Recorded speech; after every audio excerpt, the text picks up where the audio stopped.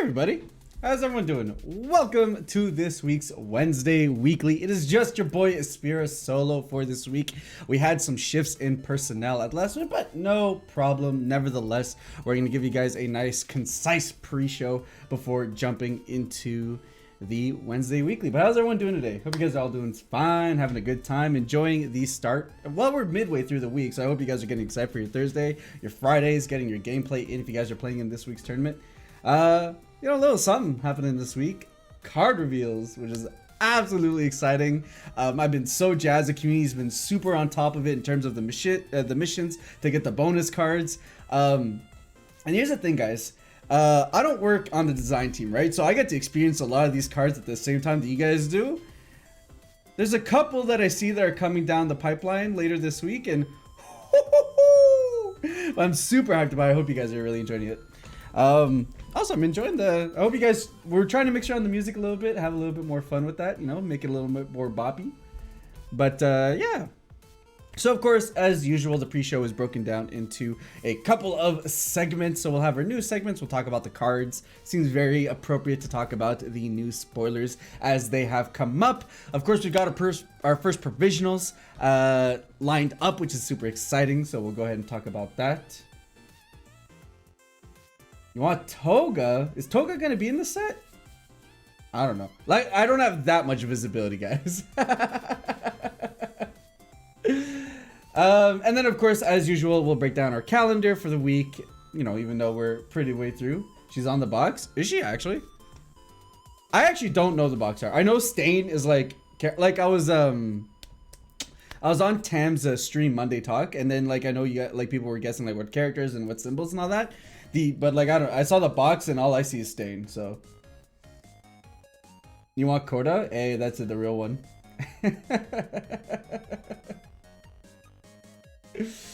All right, and then of course we'll give our meta breakdown. And then once all that's done, we're gonna kick back. We're gonna have a good time, and then we're gonna go and jump into the gameplay for this week's Wednesday Weekly. So, kicking us off, of course, in our news segment for this week, we have the reveals, which are super exciting. So, Izuku Midoriya looks incredibly spicy. 6-hander, 29 health, which is dope. Enhance, you pitch a card, and your punch gets +1 speed and 3 damage. I like that a lot. The fact that it's a combo of both speed and damage definitely adds to the card's utility. Of course, you already have the secret rare from base set 1, which is like pitch your hand and give a bunch of damage. So giving utility to all those extra cards. I mean, you pitch your hand to draw 3. Yeah.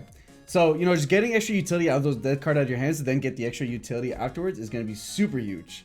So that's awesome. And then we got the response. Once per turn, you commit a foundation. After you check a copy of a foundation in the stage, you get to build it. This is super, super strong. Especially in the earlier turns where if you feel like you're safe and you don't need to defend that hard, you can do it on your turn, you can do it on your opponent's turn. Now, it's a little bit hard to sequence because stacking your deck is only done so well with the symbols that are on him. But it looks incredibly fun to be able to do. I think is going to see a lot more usage than we saw with the rival deck one, which is a lot of fun. You know, headliner of the show, I think is really exciting that the MC has a character that people have been exciting to. I've been seeing people brew with him. The Earth symbol adds a lot of tech to him, which is really awesome. He's got passing to mitigate that discard cost. True, exactly.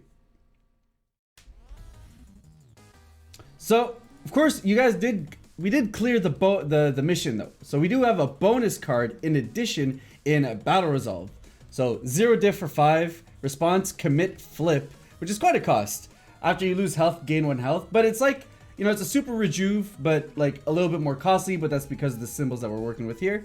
So that's dope. And then enhance, you get to commit 2 copies of foundation to give something +3 or -3 speed. And 3 is a pretty relevant number. At that point, we're really looking at numbers that impact whether you're going to be able to or not able to block or push through an attack, which is awesome.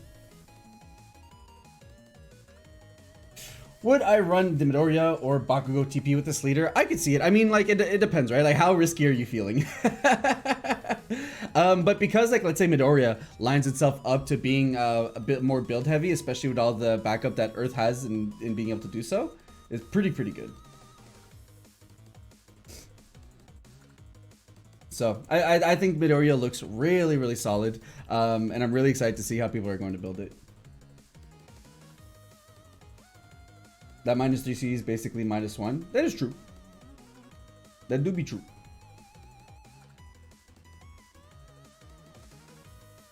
But I mean, it lines up both ways, right? Like it's a -1 defensively on that front, but it's a +3 on attack that, you know, they might not have done nothing for. So it's kind of like utility. So it's stronger offensively and defensively, which is pretty thematic when we're considering what the card is.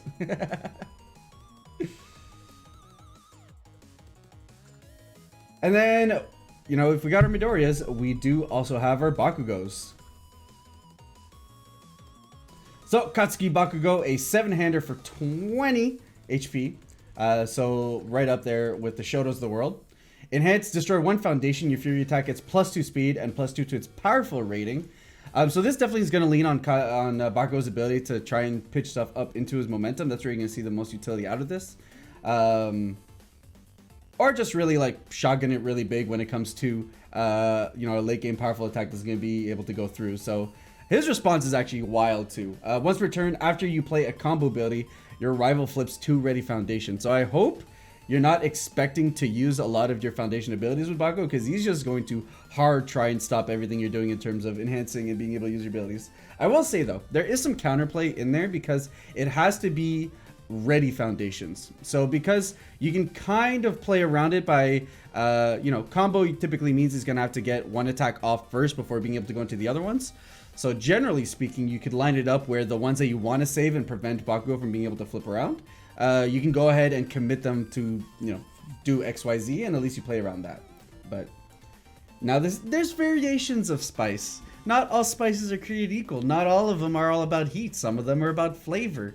You know, I like my different hot sauces based on what they bring at the table. So while Midoriya is spicy on one end, you got Bakugo spicy on another end. It's all good.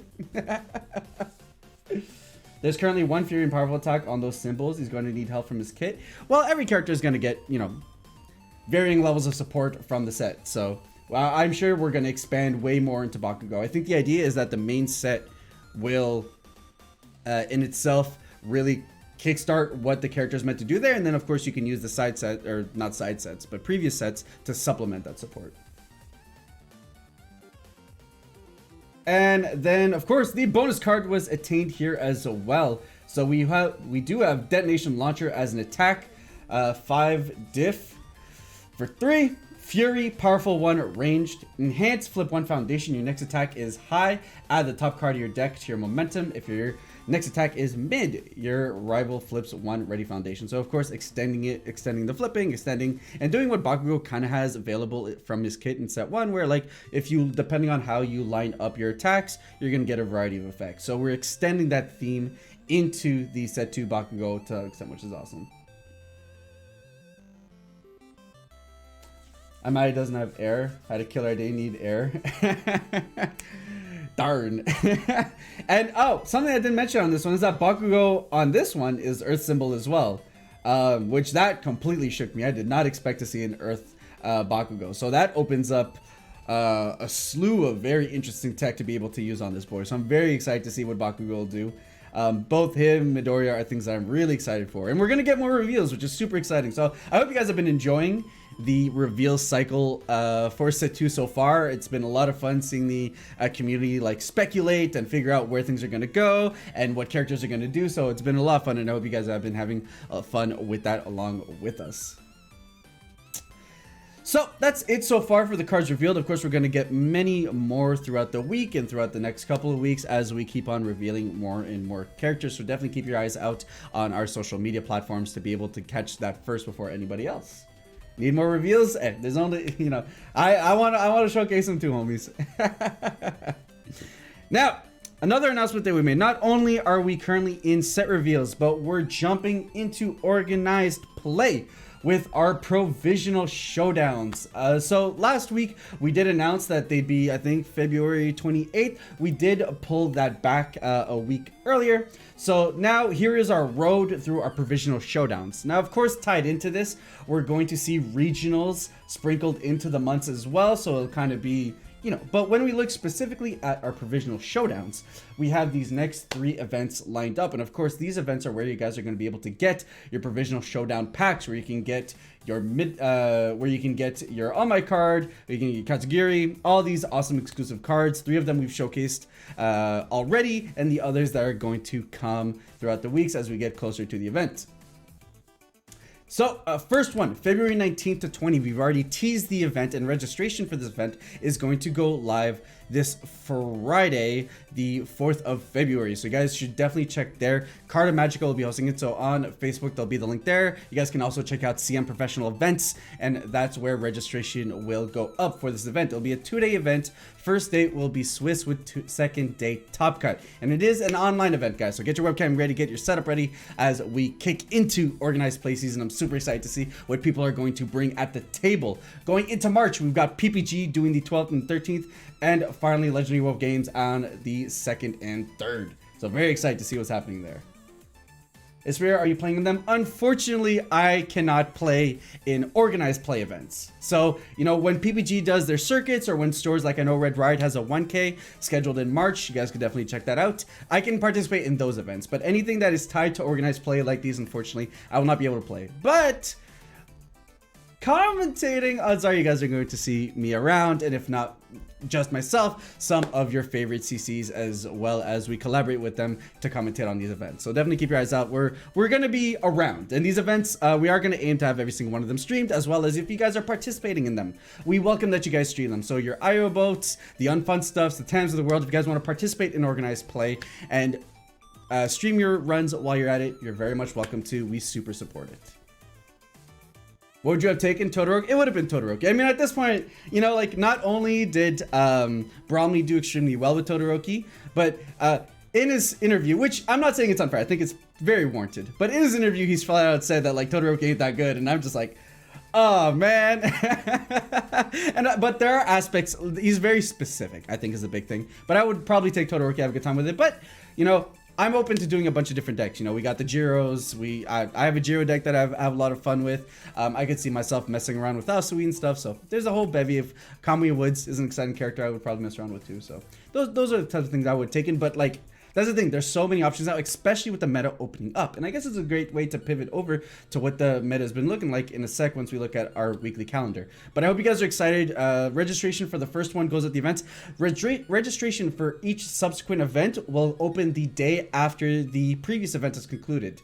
So February 19th to 20th is the event for the Carta Magica one. On the 21st, the event will open up for PPG's event. And then on the 14th of March, the event will open up for Legendary Wolf Games. So definitely keep you guys open for that, guys. I'm excited. I've been seeing the meta shift. We had our Kirishimas, and then we've had our other decks try and climb over it. Now our top 8s are a mixture of different other decks. When we look at PPG's 1K, it got taken down by Ochako with the 2nd place going to Shoto, right? So there's definitely a lot of room and flex to see where the top 8 ends up. So I'm super excited to see what you guys hone your skills in these Wednesday weeklies and grind your way through to our first provisional showdowns. Moving on, we do our weekly calendar, which is looking a little spicy today, a little bit more colorful than usual. So the first one is that we did shift the market Mondays to Tuesdays now. So if you guys want to catch Slim Gem and his market streams, definitely check them out on Tuesday. And we had our Tam Talks Monday, as well as the Carta tournament this past Tuesday.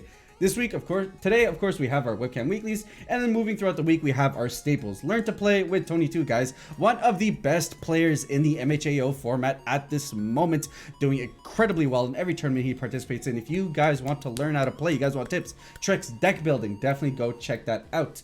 And of course, we have our Throwdown Thursdays hosted by Lenoco. On Friday, registration goes up for the Provisional Showdown, as well as Showdown Friday with Red Riot Games. And then finally, we have our webcam weekly tournament on Sunday with PPG. And across the board, every day of the week, Monday, Tuesday, Wednesday, Thursday, Friday, Saturday, Sunday, weekends included, which is super sick. Definitely keep your eyes open for these set 2 reveals, guys. Those are happening every single morning. The missions open up at 9 a.m. Eastern, and then at 5 p.m. Eastern, 2 o'clock Pacific time is when we showcase the cards. And if you guys meet the mission quotas, then we get a bonus card, which is awesome.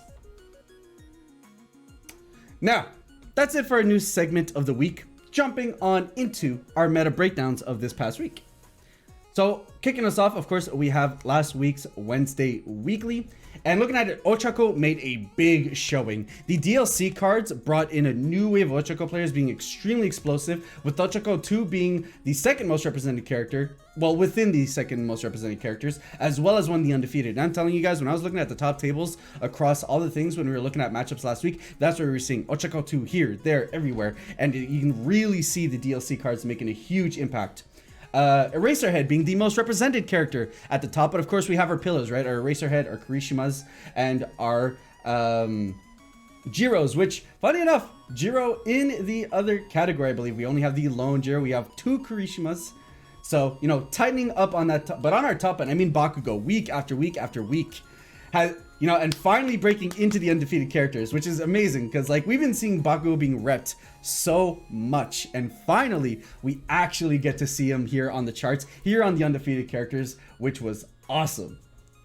And then break down Sero. I think, you know, and that's the thing with Sero, right? Sero is one of those characters where, like the rival deck Midoriya, you get rewarded the more you understand not only you know, what characters do, but what symbols do.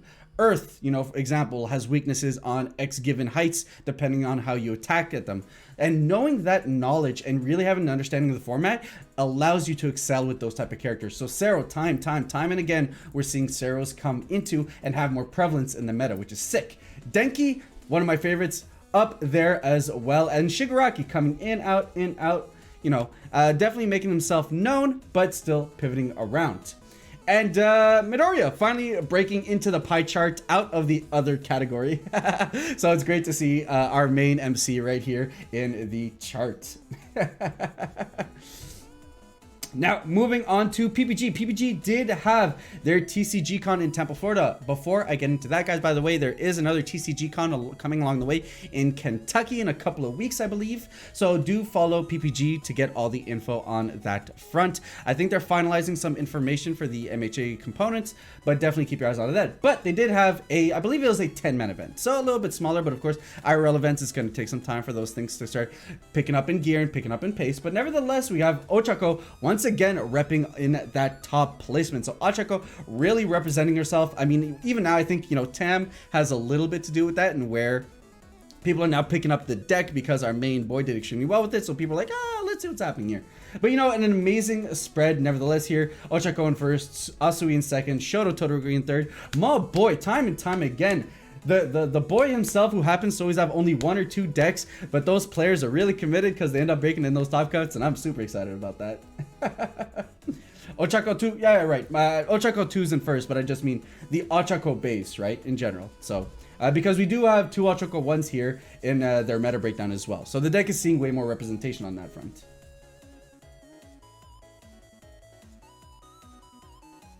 And then stepping away from the PPG, we do have Carta. So Carta did their tournament yesterday and they released their breakdown today.